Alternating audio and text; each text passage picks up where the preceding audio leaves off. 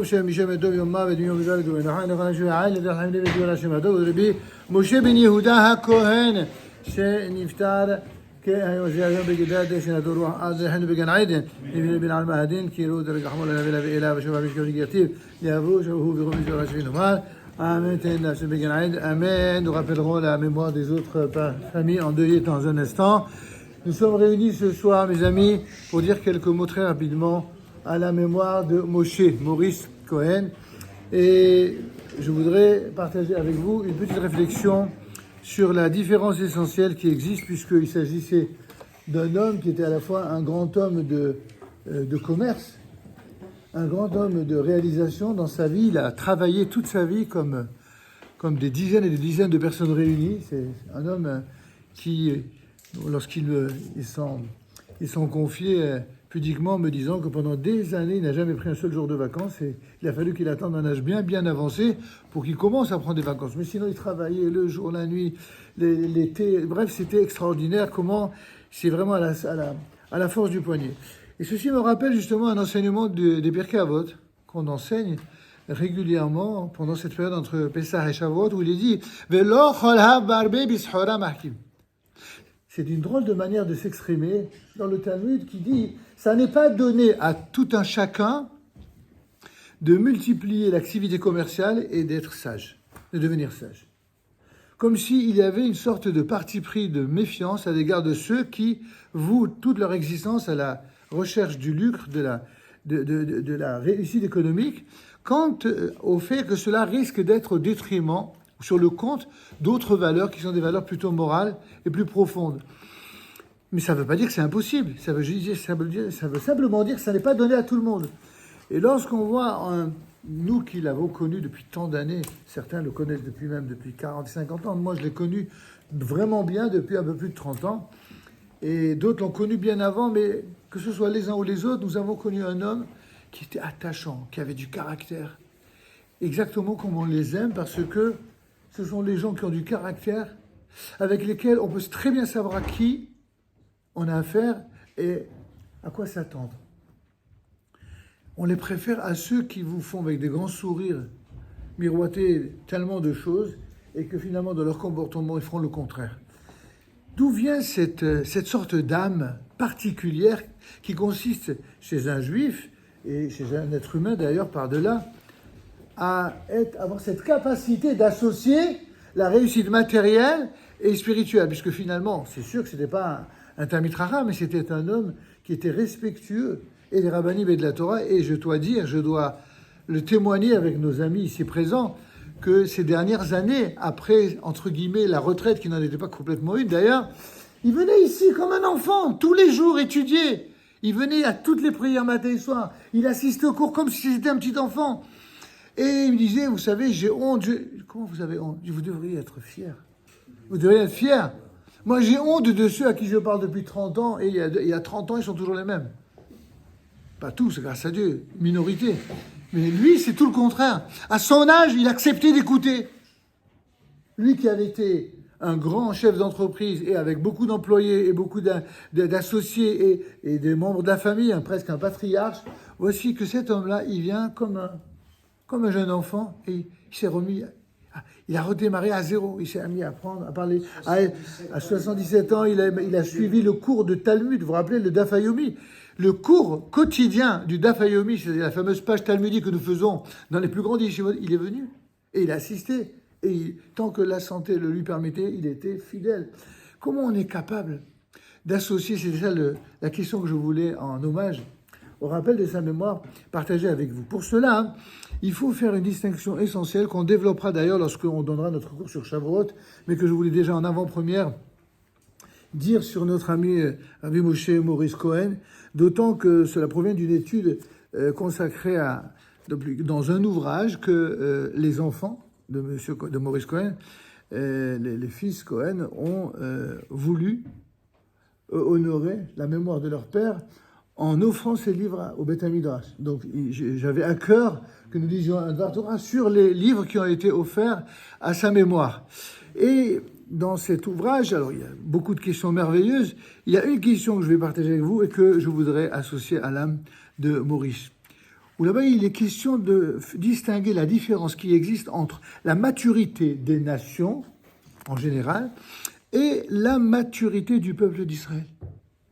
C'est quoi la différence entre l'une et l'autre? Et ça va répondre à bien des interrogations qui traversent l'esprit de ceux qui souffrent de l'actualité mondiale et internationale aujourd'hui.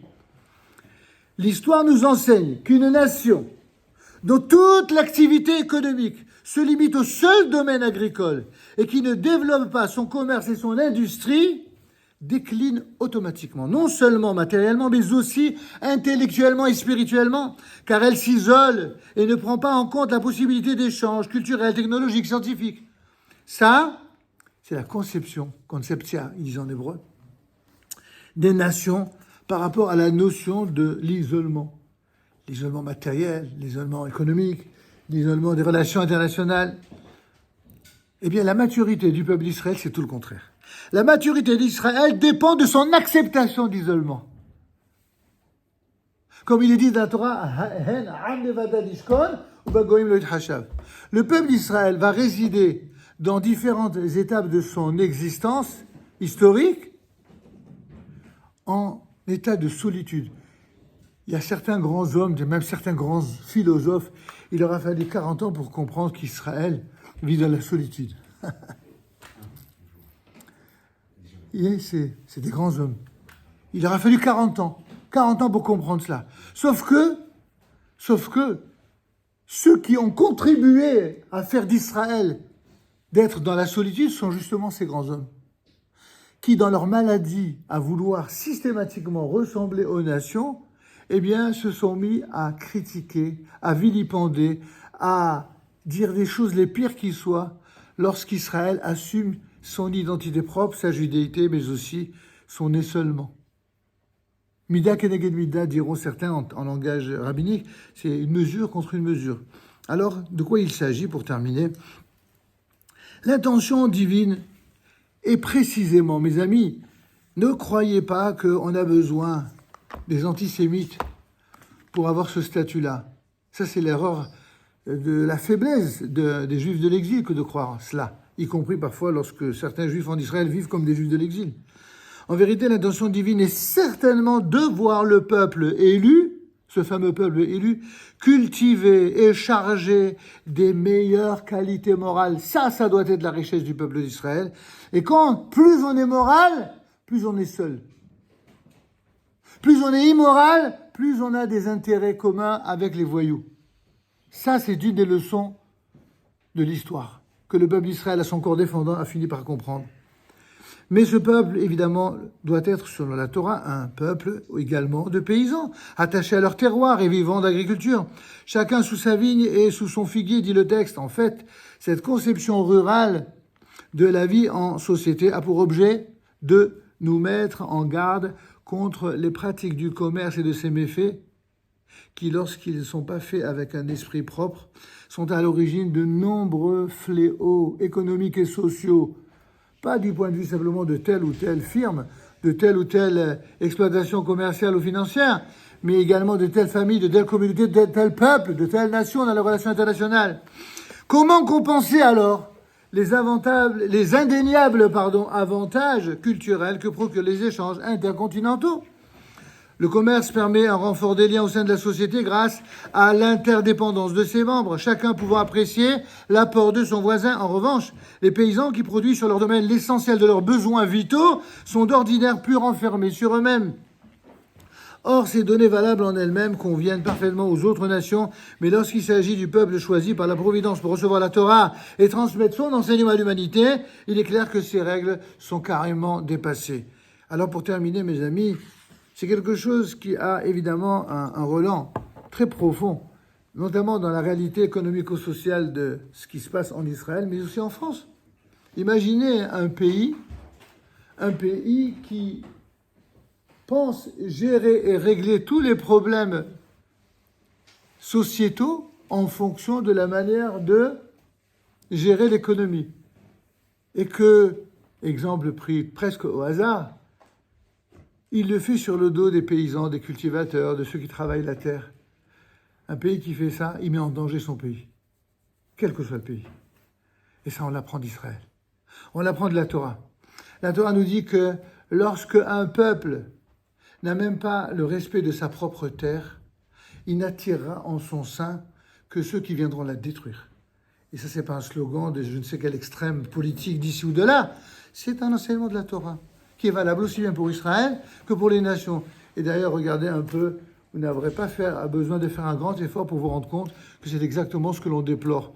Aussi bien en Eretz Israël qu'aux États-Unis ou en Europe, où des gens viennent au sein d'un pays pour profiter de l'ensemble des bienfaits de ce pays, et au lieu d'en être reconnaissants, eh bien, ils utilisent le bienfait qui leur est accordé pour détruire ce pays dans lequel ils évoluent. Il ne peut pas y avoir quelque chose de plus contraire à l'esprit de la Torah. Et c'est important qu'un juif saint, S-A-I-N, avec ou sans le T d'ailleurs, c'est-à-dire quelqu'un qui soit kadosh ou quelqu'un qui soit saint d'esprit, de comprendre que la première des qualités d'un juif, c'est la reconnaissance. Celui qui n'est pas reconnaissant à l'égard de celui qui lui fait du bien, que ce soit son père, sa mère, son maître, que ce soit son pays, celui qui n'est pas capable de cette reconnaissance-là, d'abord non seulement il sera incapable d'être reconnaissant vis-à-vis de Dieu, mais il sera capable d'être reconnaissant vis-à-vis de personne. Et c'est pourquoi le premier devoir d'un juif tous les matins au réveil, c'est le fameux Modé Ani Lefanecha. C'est une déclaration de reconnaissance. Le Modé Ani que vous avez tous appris au Talmud Torah très jeune, c'est un signe de reconnaissance. Tous les matins que Dieu fait, par quoi un juif commence sa journée? Remercier Dieu de lui avoir redonné la vie.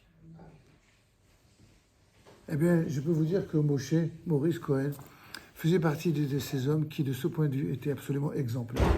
Au soir de sa vie, il était un peu fatigué, il avait des fois des difficultés, comme vous le savez, à entendre, mais il était tellement attachant, et tellement, on aurait dit presque un enfant, quand il montrait à quel point il était heureux de lire les textes en hébreu, non plus en phonétique, mais en hébreu. Lui qui a commencé après 70 ans. Et je veux lui rendre un hommage vibrant, parce que ça, c'est vraiment... Il y avait bien sûr beaucoup d'autres qualités dont on a parlé, dont on reparlera encore, mais je voudrais le dire notamment à ses enfants, à ses petits-enfants qui sont ici présents, puisque les enfants sont avec la veuve en Eretz Israël au moment où nous parlons. Je voudrais dire à quel point la meilleure façon de continuer à aimer et respecter l'âme de quelqu'un d'aussi grand, c'est vraiment de prendre l'exemple de ce qu'il avait de meilleur. Et Maurice Cohen avait vraiment des qualités remarquables dans ce domaine.